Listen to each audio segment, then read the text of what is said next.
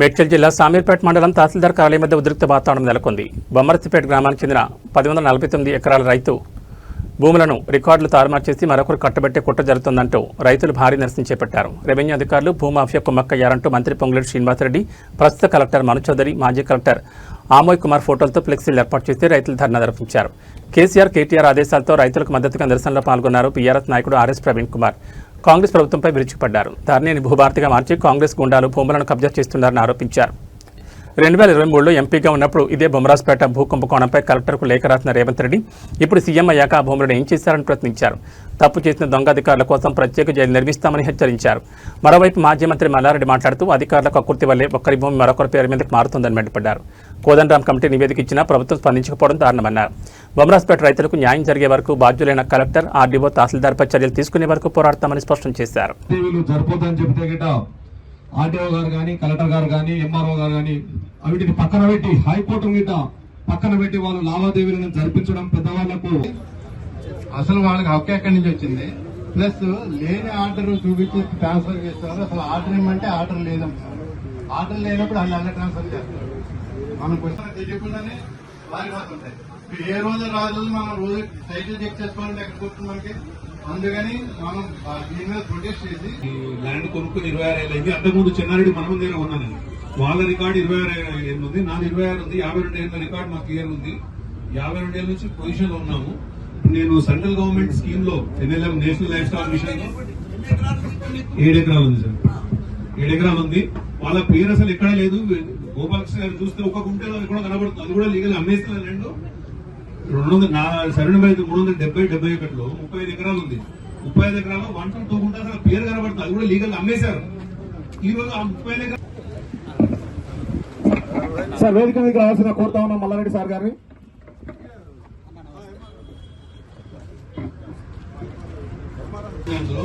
ఒక 10 మంది లేబర్ పనిచేస్తున్నారు.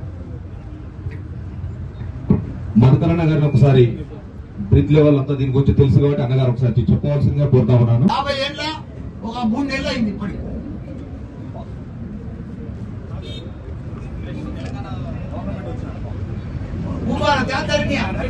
ధరణి భూభారత్ వచ్చినాక అంతా భూ మాయమైపోతుంది. అదేవిధంగా గౌరవనీయులు రాగిడి లక్ష్మారెడ్డి గారిని కూడా వేదిక మీదకి రావాల్సిందిగా కోరుతున్నాను.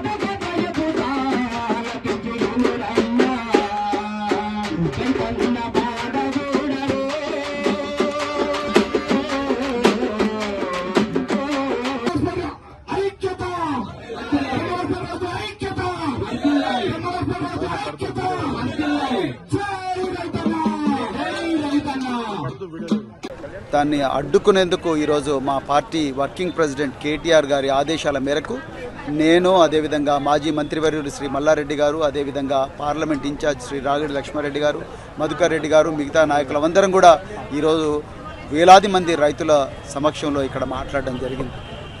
నిజానికి బొమ్మరాజపేట ఏదైతే భూ కుంభకోణం ఉన్నదో అది ఈ రాష్ట్ర చరిత్రలోని ఒక భారీ భూ కుంభకోణం. ఈ రాష్ట్ర రాజధానికి పూతవేటులోనే దూరంలోనే ఈరోజు 22A పేరు మీద మాత్రమే కాదు, నిజంగా దొంగతనంగా కోర్టు కేసులు పెట్టించి ఈ ప్రభుత్వమే అక్కడ పోస్టింగ్ ఇచ్చుకున్నారు. వాళ్ళు మీరేం చెప్తే చేస్తున్నారు. దొంగ రికార్డులు సృష్టించారు, దొంగ నోటీసులు ఇట్లాంటి నోటీసులు సృష్టించి రైతులకు చదువు రాదని, రైతులు భయభ్రాంతులకు గురి చేసి వాళ్ళకి నోటీసులు ఇచ్చి బరాబర్ ఈ భూములు మేము గుంజుకుంటామని చెప్తా ఉన్నారు. మేము మళ్ళీ చెప్తా ఉన్నాం, కేసీఆర్ గారి నాయకత్వంలోనే తెలంగాణ వచ్చింది. 25 సంవత్సరాల పోరాటం తర్వాత మరి తెలంగాణ వచ్చింది. అదేవిధంగా అదే కేటీఆర్ గారి నాయకత్వంలో బొమ్మరాజపేట భూముల ఆక్రమణను బరాబర్ అడ్డుకుంటాం. ఈ కుట్రలు చేసిన వాడు ఎవడైతున్నాడో వాడు ఎంత పెద్ద అధికారి అయినా పర్వాలేదు, వాళ్ళందరినీ కూడా బరాబర్ జైలుకు పంపిస్తాం. అదేవిధంగా దీని చాలా ఎంత బాధాకరమైనటువంటి విషయం అంటే 1965 సంవత్సరం రోజు 1965 ఆ రోజు మొదలైనటువంటి కుట్ర సమైక్యవాదుల నుంచి మరి ఈ రోజు కూడా జరుగుతుండడం చాలా విచారణకరమైనది. 323 సర్వే నంబర్ నుంచి 409 సర్వే నంబర్ వరకు సుమారు 1049 ఎకరాలుంటే దాంట్లో బలరామయ్య కృష్ణ గారికి సుమారు 755 ఎకరాలు మరి ఆ రోజు జీపీఏ చేసుకొని మరి విక్రయించడం, మిగతా 255 ఎకరాలకి మరి ఆనాడే 50B అనేది సర్టిఫికేట్లు కూడా జారీ చేయడం. మరి ఆ రైతాంగం ఆ రోజు నుంచి ఈ రోజు వరకు కూడా నిజంగా చూస్తే బాధ అనిపిస్తుంది. వాళ్ళ తాతలు ముత్తాతలు జీవనం ఈ రైతాంగాన్ని కడుపులో పెట్టుకొని కాపాడుకోవాల్సిన బాధ్యత మరి మనమే ఉంది. కాబట్టి ఎక్కడికైనా మరి రైతుల పక్షాన ఉండాలి, నిలబడాలి, కొట్లాడాల్సిన అవసరం ఉంది. ఎందుకు అనంటే చాలా ప్రమాదం ఉంది.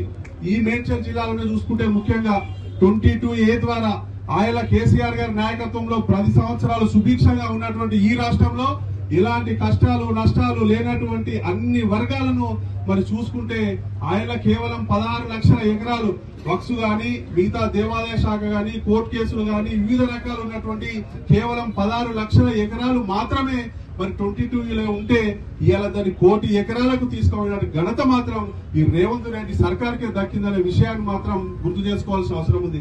ఇట్లే చూస్తే రాత్రికి రాత్రే ఈ జాగల్లో ఎవరో వస్తున్నారు, ఎవరి పేర్లో మారిపోతున్నాయి, మొత్తానికి మొత్తం ఈ రాష్ట్రాన్ని అంధకారం చేసే విధంగా జరుగుతుంది. కాబట్టి దీన్ని చాలా క్షుణ్ణంగా పరిశీలించి ఇక్కడ ఉన్నటువంటి వీళ్ళు పోయినటువంటి జనరల్ గా మన గ్రామంలో చెప్తారు, ఎక్కడ పోయినా మొక్కని దేవుడు లేడు మొక్కని రాయలేదు అన్నట్టు కోర్టు కేసు వచ్చిందని ఏదో చల్లాంతుందని అమెరికాలో ఇక్కడికి వచ్చిందని 50 ఏళ్ల కింద పోయినోడు 60 ఏళ్ల కింద పోయినోడు ఇప్పుడు వచ్చిందని వారికి మీరు హెల్ప్ చేస్తారు.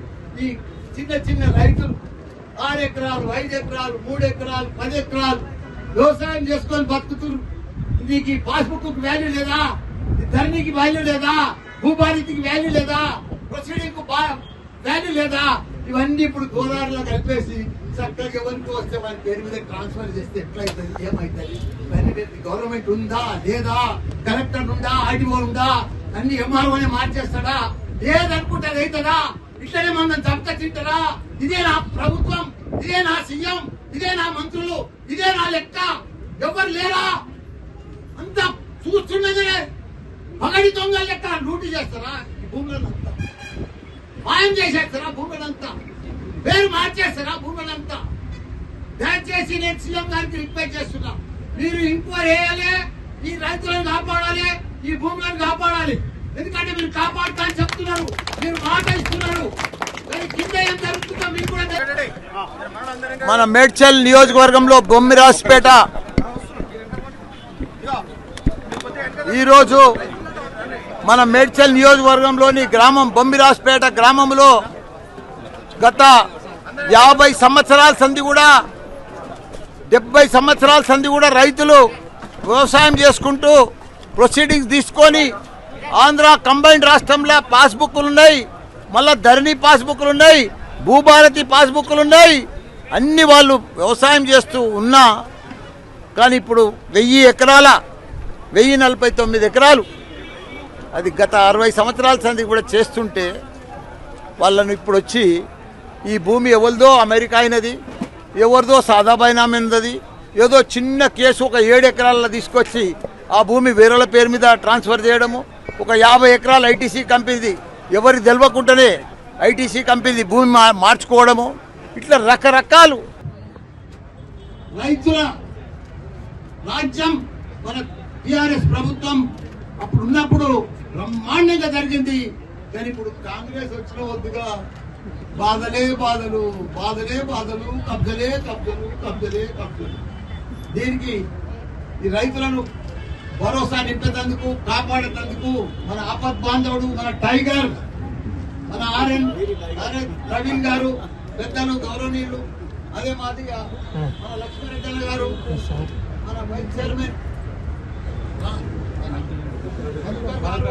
అనిత గారు, మన చిత్తలపల్లి చైర్మన్ మన అనిత, మన ఎల్లుబాయ్ అమ్మ గారు, మన మేయర్ బావే గారు, చైర్మన్ అనిత గారు, కొండల్ గారు, మిగతా టీఆర్ఎస్ నాయకులు, పెద్దలు, చైర్మన్లు, కౌన్సిలర్లు, సర్పంచ్లు, స్థానిక నాయకులందరూ కూడా ప్రతిపక్షంతో కూడా పేరు పేరున నమస్తే.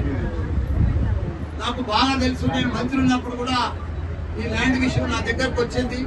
నేను కలెక్టర్ ఆఫీస్ లో పోయినా అప్పుడు కూడా ఆపినా, అప్పుడు కూడా ఇదే రవి